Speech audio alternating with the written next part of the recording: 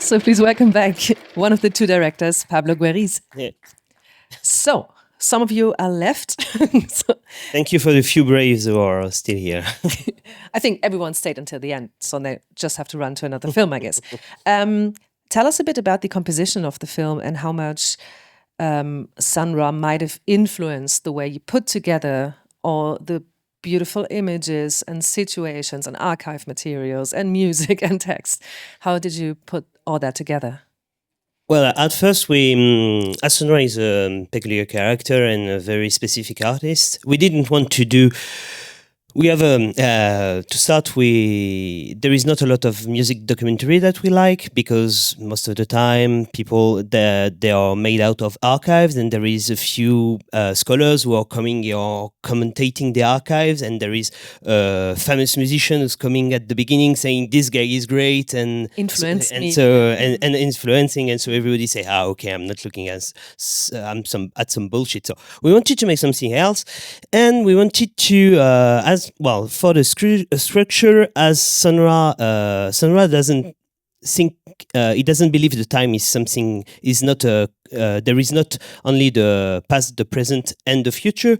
All the times are always interconnected. So we wanted to have something like this, and on the other side, we didn't want it to make a 90-minute film telling all the story, because that's another problem. We feel like in a lot of film they are not in the musical film. Most of the time they are not choosing any perspective, and they want to tell all the story in a very short time. And we think it's very complicated for every artist, and with Sun Ra in particular. So we decided to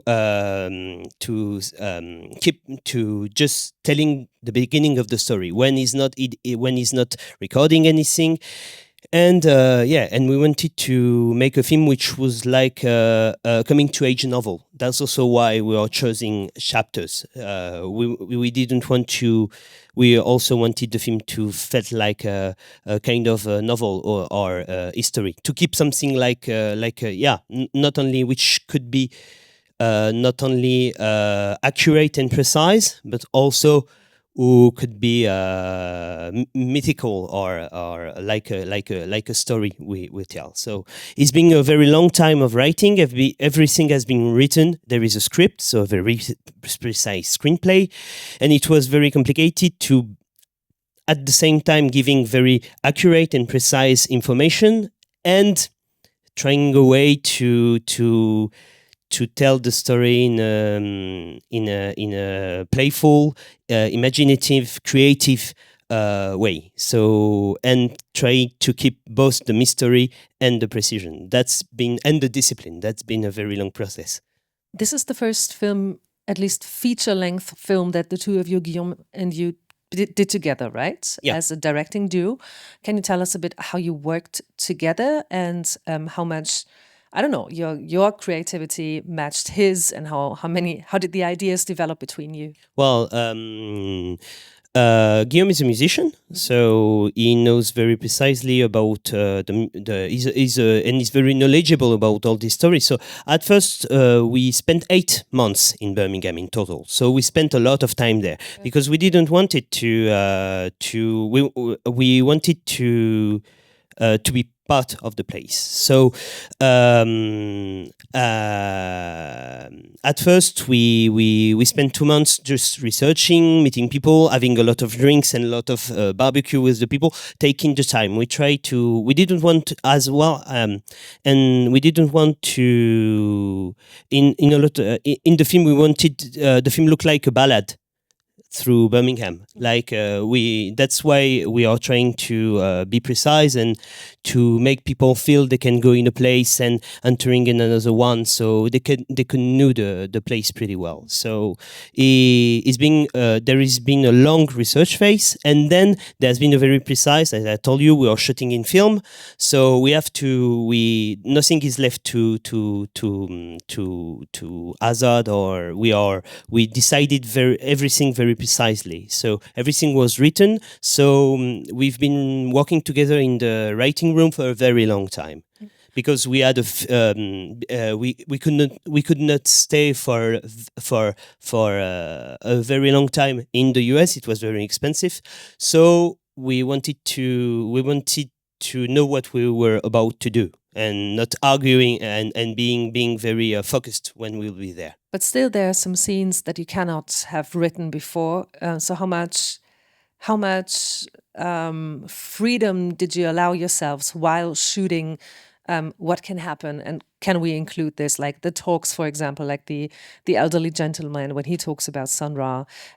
How much I don't know, like capacity did you still have for, okay, this is still a documentary. If something happens, like we are including this, although it's not part of the script. Regarding the characters, we, as I told you, for the 2 first months, we had a lot of coffees, a lot of drinks, and a lot of lunch. So, and it was a way to also to make everybody understand what we were about to do. So it was a way to inform people, to make people comfortable about what we were about to do. Also to let them know what were our intention, because the story in Alabama is violent. The relationship between the communities has been super violent, and so, as a white person coming from Europe, you have to acknowledge this fact and to make people understand what you're doing and what you're doing with their history. So yes, this phase has been very long, but at the same time we ask people questions, and there is a lot of history, but there is a lot of untold and oral history. So it was a way also to gather information which were not into the books. So it was so. Afterward, when we start writing, we reminded all the discussion that we had there, and so that's how we built the screenplay. So every time somebody is talking, we know what they're going to say. When they're gonna say, because we are saying, okay, could you repeat this part of what you're gonna say, because we wanted to shoot in film, so we could not record a whole interview, and as it's very precisely built, we had to know where we were about to go. Okay. Would you like to ask a question? Well, we are based a lot upon, we work a lot thanks to the Sun Ra biography by John Swad, who is pretty precise about Birmingham. So we knew a lot when we arrived in Birmingham. We already had a lot of research, but I think the most important thing to me is that Sun Ra is talking a lot about what is the destiny, les destinées alternatives. Sorry, I've got the name in French, but I forgot in English. Sorry? No. Les destinées alternatives. J'ai un. Well, the fact that about the destiny, and that you can have a different kind of destiny. You doesn't have one fate. You can have very different fate at the same time, and alter destiny. Here it is. So he's talking a lot about the alter destiny. That's a very important concept for him. And spending a lot of time in Birmingham, to me, make me feel that he could have a different kind of history. That he a little bit, in a way, he escaped from the city he could have lived, just being a teacher, being a local musician, and decided to live. And this choice is very strong. You can really feel that. I think he really felt that he could have lived this life, this Birmingham life, for all the staying here, living the life. And so some other did. Some other musicians stayed for a very long time. There's been a musician called DOK who has been a teacher, and he was very close to Sun Ra. And so they lived like, we are not talking about it in the film, but they live kind of parallel destiny. And when everybody was saying to the teacher that he was doing something great, just staying into a place like this, teaching the kids, passing on the tradition. But when Sun Ra came back to Birmingham, he met this guy again, and he said, "You're a disgrace." He has been super harsh for him. But at the same time, that's something important to onto Sun Ra's into Sun Ra's history, that you feel in Birmingham that is really built this altered destiny when you're staying long. That's the most important thing, and some very precise, in a more precise way. We are talking. The lady who is doing the voiceover. Maybe we'll talk about her later. She's a local historian. She's giving tour, and she know the city pretty well. And at some point, she told us something which stuck into my mind. She said, "Well, Sonra was staying near the train station, so for sure he had listened for the sound of the trains all day and this rumbling, and she told us maybe that's part of of his music as well, because there is a lot of chaos in Sun Ra's music, and maybe it has been important, just this Birmingham soundscape, made out of train, made out of this place filled with industry, has been incorporated into his music, and that's another precise information. And we screened the movie for the second time in Birmingham last month, and we screened the movie into Slough Furnace, the big industry we were seeing in the film, and there is a train track just nearby. So while we were screening the film outdoor, we could listen for the sound of the train all the time, earning and running, and it was really a kind of 360-degree sound system, which was super good and emotional. Further questions you would like to ask? While they're thinking about a question, you can tell us a bit about the voiceover about the lady. Why did he leave? Well, for several reasons, I think the war has been something very important to him. He really something has been broken between him and the city. He left pretty bitter, and at the same time, the black community, has been very harsh to him because he was seen as a coward. Because he didn't want to go to war, so and it was difficult for him to have another orchestra, because they were. So I think the death of his aunt, which was very dear to him, the harsh experience of the war, the racism that he experienced during that peculiar time, and the despise he felt in Birmingham. And I think that's also he was also at a point when he wanted to do something else and to do some other kind of music. I think there is several and different reasons, but I guess these ones are the main ones. There was another question in the back. I'm going to use the microphone. So, in the process of research and making the film, and diving into Sun Ra's story as well as his entire universe, did the story and the process influence you on a spiritual level? Sun Ra is a gateway to me. So is a gateway between very different worlds. Between music, of course, politics, esotericism, religion, Egyptology, between all of this, popular culture as well, science fiction. So to me, it's he has been. I don't know if it changed me on a spiritual level, but it surely influenced my way to understand the world, and we've been working on this project for 6 years. So being drawn into this adventure and into this philosophy can be pretty. Yeah, you cannot you cannot get out of this story unchanged. It's not possible. But I cannot tell you what changed. It's a too long process for me, so I cannot say something precisely. There's another one. Well, as well, it was 8 months, but over 4 years. Yeah, there has been four travels. What surprised me?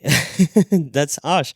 I never been to the United States before. Well, I've been to New York when I was a kid.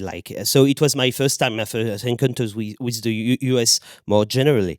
I think well. Here in Europe, I feel like the relationship between the North and the South is not pretty understood. That there is still a lot of anger, a lot of a feeling of despise from the South, that the South people can feel from the North people, and so that's also something which we understood more and more clearly, and that's also something about when the people from Birmingham watched the movie, they told us that it was important for them because they told us you should screen the movie in Chicago, in New York, in Philadelphia to make people understand what is our history, because that's also in Birmingham, especially most of the people know about the 63 events,